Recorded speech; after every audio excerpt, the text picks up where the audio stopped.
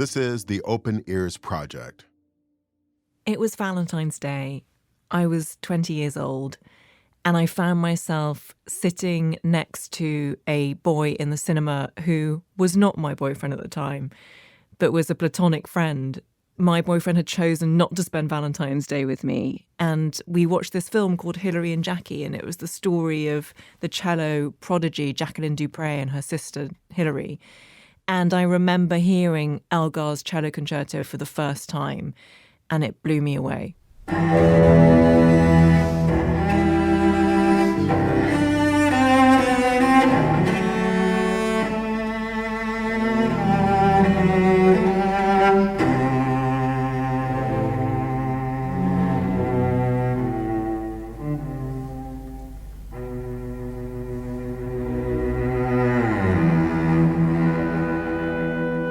I'm Elizabeth Day. I'm an author and the host of the podcast How to Fail. I've chosen Elgar's Cello Concerto in E. Have I? Is it in E?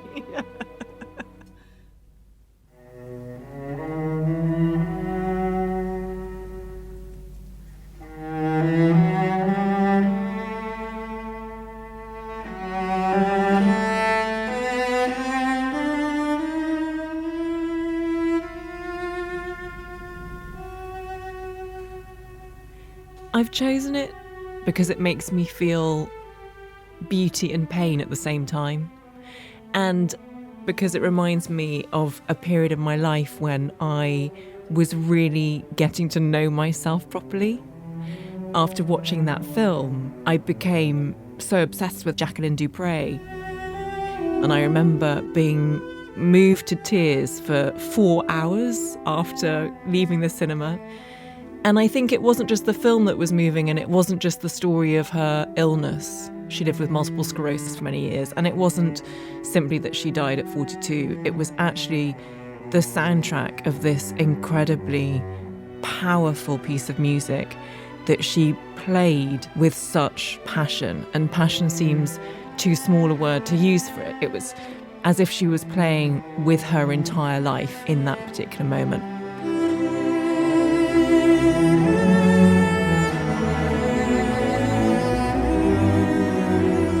My relationship ended shortly afterwards, unsurprisingly, because on Valentine's Day I was on my own with my friend. And I think in the aftermath of a breakup, there are only certain pieces of music you can listen to that don't push you over the edge or seem to bear a cruel and specific relevance to your situation. Elgar's Cello Concerto was definitely something that got me through.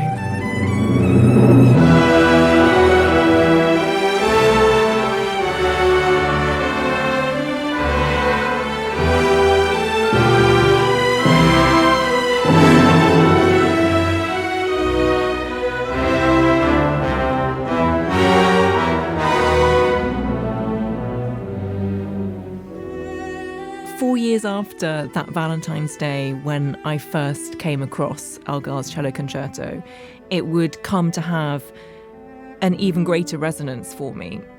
The man I went out with subsequently was called Richard Wilde, and we went out for 2 years and then split up. And 6 months after we split up, he flew himself out to Iraq as a freelance journalist to cover the aftermath of the Iraq War.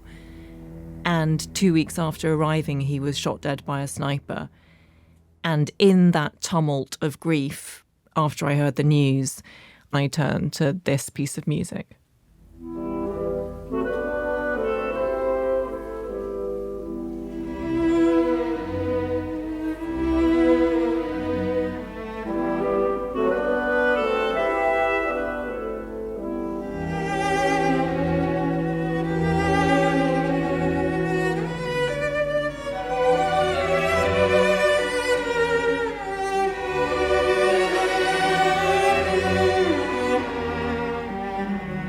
It was pure and simple notes, instruments, and the very human emotion of passion and approaching an end of life and just all the deep stuff that is so difficult to talk about in the everyday.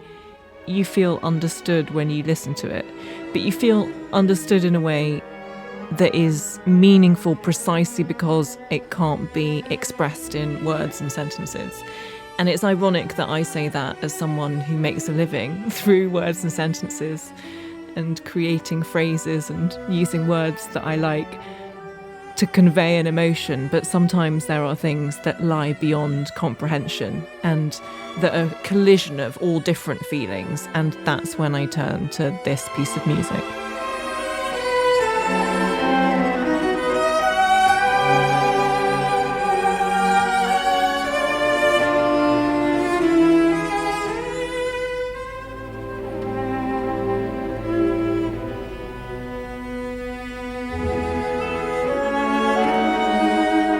It's inexpressibly moving to me to know that age 20 Jacqueline Du Pré was playing like this, and in 22 years she would no longer be alive.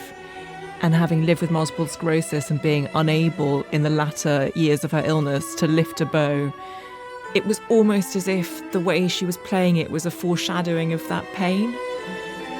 That within the playing of this concerto is the sort of knowledge that she might not be able to play it in this way forever.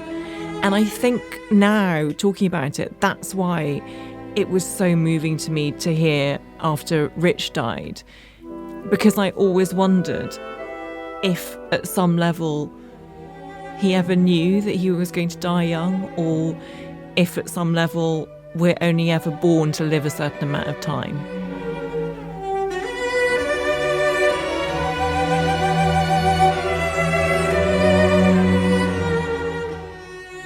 One of the things that I really struggled with in the aftermath of his death was that I did get a chance to say goodbye to him, and I chose not to go to his leaving party because I didn't want to make it awkward. And I think that what that encounter has taught me is that it's always important to say goodbye, however awkward you might feel or however emotional it might be. And it's left me with a sense that I need to keep relationships in my life, and I've always made a real effort subsequently to maintain intimate and loving relationships that are extremely important to me. I love this bit that's coming up.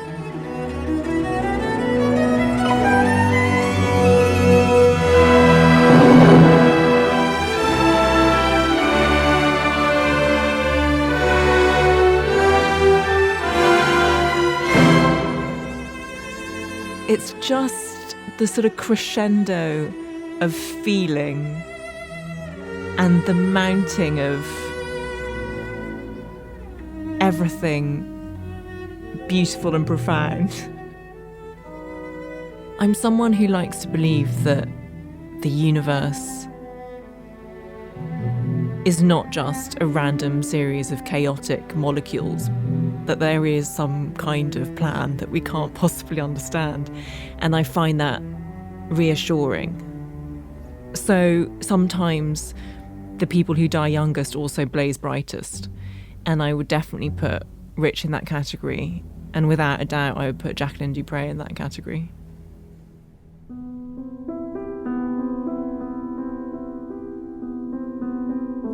That was Elizabeth Day. She chose Elgar's Cello Concerto in E minor. If you'd like to hear a full performance of this work, head over to warnerclassics.com. We've got a link in the episode description. I'm Terrence McKnight, bringing you Season 2 of the Open Ears Project.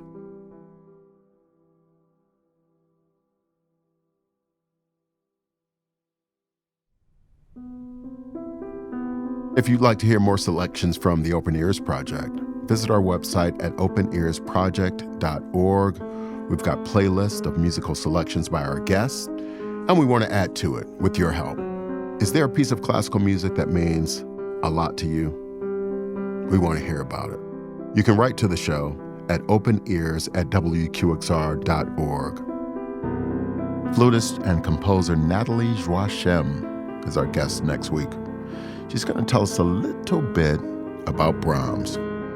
So much of my attraction to rhythm within music is really related to this sort of deeply rooted history that is not just living in me currently, but has deep ties to my ancestry.